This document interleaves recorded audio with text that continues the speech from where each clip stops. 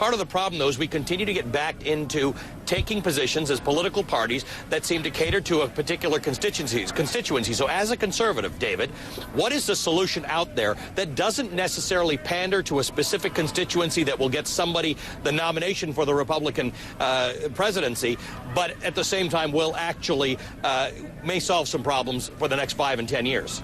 Well, you can't solve the problem if you keep asking the wrong question.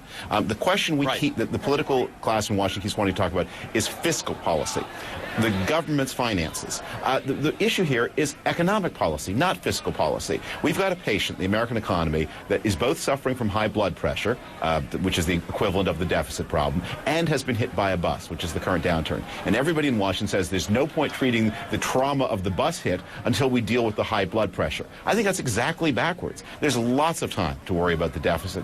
The world is happy to lend the United States money for 10 years at less than 2%. I say keep borrowing as much of that money as you can and use the money to address the immediate trauma of an economy in crisis, of incomes in collapse. Yeah, the deficit problem is not that difficult to solve.